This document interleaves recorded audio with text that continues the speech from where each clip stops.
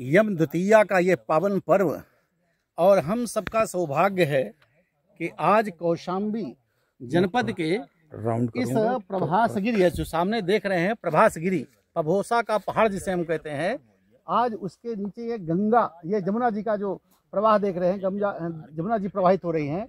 आज हम उस प्रभासगिरी से इस पार, मतलब ये हम दक्षिणी क्षेत्र में आए हैं और ये बीच में, इधर भी आप देख रहे हैं जमुना जी प्रवाहित है और इधर भी प्रवाहित है। ये बीच में एक जो है द्वीप है, ये द्वीप और ये द्वीप आप देखिए, ये द्वीप दिखा रहे हमारे साथ में है भाई जी, हमारे बड़े भाई ये दिनेश गर्ग जी हैं, सूचना विभाग उत्तर प्रदेश सरकार से अभी सेवानिवृत्त हुए हैं और आज इसी कौशाम्बी जन्मभूमि ये हम लोगों की है और सबका सानिध्य है कि आज हम लोग इस अवधर द्वीप में विशेष रूप से आने का यहाँ पर आज हम लोगों का उद्देश्य है कि ये महाभारत की कथा में जो वेदव्यास की जन्मस्थली जो कही जाती है, वेदव्यास जिस नाम से का, द्वैपायन जिस नाम से प्रसिद्ध है, आज उस कथा को लेकर के मैं यहाँ पर हम लोग दर्शन करने आए हैं। ये वेदव्यास का नाम क्यों पड़ा, द्वैपायन क्यों कहा जाता है?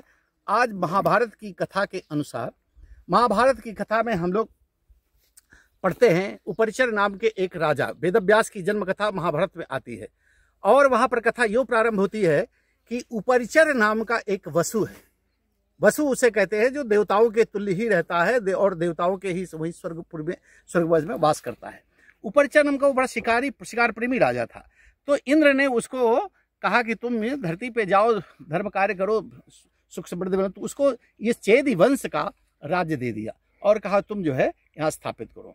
तो एक क्षण ऐसा आया कि वो बैरागी हो गया, उसको बिल्कुल सब धनुष पार शस्त्र बस सब छोड़ करके वो एकदम तपस्या में लीन हो गया और इतनी कठोर तपस्या किया कि इंद्र प्रभावित होकर के उससे कहा कि तुम कहाँ, तुम चेदीवंश का ये राज्य लो और एक जाकर के बढ़िया प्रजा की सेवा करो, धर्म कार्य करो, धर्म का प्रचार करो। और इसके लिए उन्होंने एक गगनचारी, उपरिचर का जो भावार्थ है वो यही शब्दार्थ है, ऊपर विचरण करने वाला। तो ऊपर विचरण, उसको इसके लिए उन्होंने एक विमान दिया स्फटिक मणि से बना हुआ और एक छड़ी दिया और एक वैजंती माला दिया जो कभी सूखती नहीं थी। तो इस तरह से उनको दे करके कहा कि तुम इसको जो है अपने पास हमेशा रखो।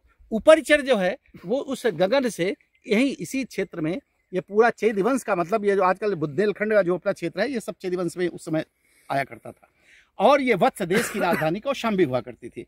तो उपरिचर यहाँ पर जो है ये भ्रमण कर रहा था और भ्रमण करते करते आप सामने जो पभोसा पहाड़ देख रहे हैं, ये दो हिस्से में बटा हुआ है, दो हिस्से में है। तो यहाँ पर एक अभी हम लोग आ रहे थे, सुक्तिमती नदी दिखाई पड़ी।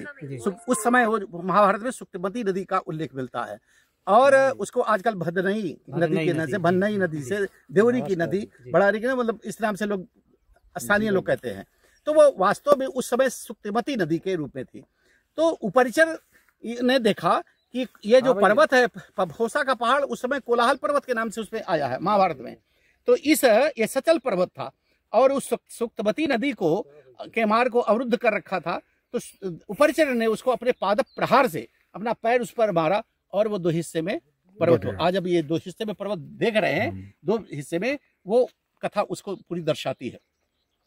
तो उसके परिणाम स्वरूप जो है वो सुक्तिमती नदी का प्रवाह खुल गया और वो प्रवाहित और प्रसन्न होकर के उसने राजा उपरिचर को उस सुक्तिमती इसे कोलाहल पर्वत से और सुक्तिमती नदी के गर्भ से दो संतानें हुई, जुड़वा संतानें हुई, एक पुत्री और एक पुत्र। तो पुत्र जो है, पुत्र को तो दे दिया उन लोगों दूसरे को, और पुत्री को उपरिचर ने अपनी पत्नी बना लिया। उसका नाम गिरिका था। ये नाम बड़े महत्वपूर्ण है, गिरिका। तो गिरिका जो है उसकी पत्नी के रूप में रही। राजा विचरण कर रहा था उस गिरिका और उनका एक जीवन सुखमय चल रहा था। तो एक दिन राजा उपरिचर को जो है ये उनके पूर्वजों का आदेश हुआ कि तुम जाकर के कुछ सेवा भाव करो और उधर जो है कुछ जंगलों में, जैसा महर्षियों की तपस्या में विघ्न बाधाएं होती है, उसको दूर करो। तो उधर चला गया। वो आके जंगलों में, बड़हरी का जंगल आप देख रहे हैं, ये सब जंगल बड़े पवित्र हैं उस समय के। तो वहाँ पर वो उधर चला गया और गिरिका नाम की जो उसकी पत्नी थी, उधर इसको जो है संतानोत्पत्ति इच्छा से उसको कामार्थ हुई, वो काम की इच्छा हुई। और उधर राजा को भी जो है अपनी पत्नी के प्रति कामार्थ हुआ वो भी। तो उसी में उसका वीरपात हुआ, उपरिचर का राजा का वीरपात हुआ। और उस अमोघ वीर को उसको नष्ट न हो, बेकार न जाए, इसलिए एक पत्ते के दोने में उसको सुरक्षित करके उसने गिरका के पास भेजने का यत्न किया। और उसको एक कहते हैं, उसमें महाभारत कथा के अनुसार एक बाज जा रहा था इधर से, और बाज को उन्हें उसी गले में उस पत्ते के दोने में उसको सुरक्षित करके लटका दिया, कहा कि इसको गिरका तक पहुंचा दो। इसी यमुना द्वीप से वो हो करके ऊपर जा रहा था, तब तक दूसरा बाज ये सोचकर कि ये कोई मांसपिंड लेके जा रहा है, और उसने क्या किया, उसको आपस में युद्ध हुआ, और उसी छीना झपटी में आपस में वो जो है उसके वो इसी यमुना द्वीप पे, आज हम लोग जिस जगह खड़े हैं, ये जो अवधर द्वीप, जहाँ पर स्थानीय आज अवधर द्वीप इसको कहते हैं, यही वो जगह है जहाँ पर वो वीरपात हुआ। और इस अवधर द्वीप में उस समय अद्रिका नाम की एक अप्सरा, जो ब्रह्मा जी के शाप से इस अद्रिका द्वीप में वास कर रही थी, और उसने उस वीर को निगल लिया, उसको पान कर लिया, और उस पान करने से वो गर्भस्थ हो गई। और गर्भ होने के बाद उसने जब संतान उसकी संतानोत्पत्ति हुई, तो उसमें से भी एक पुत्र और एक पुत्री का जन्म हुआ। पुत्र का नाम मत्स्य रखा गया था, और पुत्री वो जो है उसको मत्स्य नाम के एक ऋषि हुए, वह जो पुत्र हुआ वो मत्स्य नाम के राजा हुए, बड़े तपस्वी धर्मात्मा राजा हुए। और पुत्री जो हुई उसको उन्होंने, उस कन्या को मछुआरों के यहाँ जो नाव वो चलाते थे, इनको सौंप दिया गया, तो इसके पालन पोषण करो। वही पुत्री, अद्रिका की पुत्री जो थी, वो नाविकों के, मछुआरों के बीच आकर के यहाँ पर उन्हीं के साथ नाव चलाने लगी, और नाव चलाते हुए वो युवती हुई, कन्या हुई, सुंदर, बहुत सुंदर थी। तो वो जो है यहीं नाव चला रही थी। एक दिन पाराशर ऋषि, चूंकि ये ऋषियों और तपस्वियों की असली थी, इधर ऋषि महर्षि चारों तरफ इधर से तपस्याएं करते थे, ये पर्वतों की गुफाओं में तपस्याएं करते थे। तो वो जो है यहाँ पर पाराशर ऋषि जी एक दिन उधर से घूमते घूमते आ गए, और उनकी दृष्टि उस कन्या पर पड़ी, कितनी सुंदरी रूपवती कन्या है, यहाँ कैसे हो गई। तो पाराशर ऋषि उस पर प्रभावित हुए, आकर्षित हुए, और उनसे उन्होंने प्रणय याचना किया, प्रणय निवेदन किया। तो वो कन्या थी, चूंकि अब संकोच में, लाज शर्म में उसने मना किया कि मैं, ऐसा संभव नहीं है। तो उन्होंने कहा नहीं बेटे, कुछ डर नहीं। उन्होंने समझाया, और ऋषि महर्षि अपनी तपस्या का बल दिया, कहा ये चारों ओर ऋषि महर्षि देख रहे हैं, हम ये सब अच्छा मेरे लिए उचित नहीं है। तो उन्होंने कहा, चारों तरफ कुहासा कर दिया, चारों ओर कुहासा छा गया, कुछ दिखाई नहीं पड़ा। उसने कहा कि देखो कुछ नहीं है। फिर उसने कहा कि हमारा कौमारत तो नष्ट हो जाएगा, भंग हो जाएगा। कहा वो भी नहीं होगा, वो भी तुमको वरदान देता हूँ। तो इस तरह से उसको समझा बुझाकर उसके साथ उनका वारस का संपर्क हो, और उस संपर्क के बाद उस कन्या से, पाराशर ऋषि और कन्या से, जो वही कन्या जो मत्स्यगंधा के नाम से जो प्रसिद्ध हुई, गंधवती के नाम से प्रसिद्ध हुई, और बाद में सत्यवती के नाम से प्रसिद्ध हुई, और वही उसी गर्भ से हमारे वेदव्यास द्वैपायन, ये द्वीप, इसी द्वीप में उनका जन्म हुआ, इसीलिए वेदव्यास का जो नाम है वो द्वैपायन नाम से प्रसिद्ध हुआ। द्वैपायन वेदव्यास को इसीलिए कहा जाता है।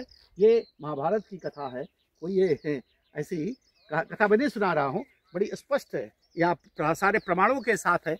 ये पुस्तक गर्ग जी, ये मैंने, ये जो संस्कृत ग्रंथों में कौशाम्बी अतीत और वर्तमान देख रहे हैं, इसमें बहुत सारी कथा महाभारत की मैंने प्रमाण कहा। वो जो युद्ध की बात के दोनों जो बाज आए, उसमें स्पष्ट कहा, युद्ध तो तच्चापी यमुनाम्बसी तत्राद्क्रेत विख्याता ब्रह्म सापाद वराप्सरा जग्राह तरसोपेत सार्दिका मत्स्य रूपिणी कदाचिदपि मत्स्यीम ताम बंधु मत्स्य जीविनः। और वो वही मत्स्यगंधा कहते हैं, आसीत सा मत्स्यगंधैव केचित कालम शुचिस्मिता शुश्रूषार्थम पितुर्नावम वाहयन्ति जले च ताम पराशरेण संयुक्ता सद्यो गर्भम सुसावसा जग्गे चा यमुना द्वीपे पाराशर्यः सवीरवान समातरम अनुज्ञाप्य तपस्सेव मनोदधे स्मृतो हम दर्शयिष्यामि कृत्ते स्विति चसो सुब्रवीत एवं द्वैपायनो जग्गे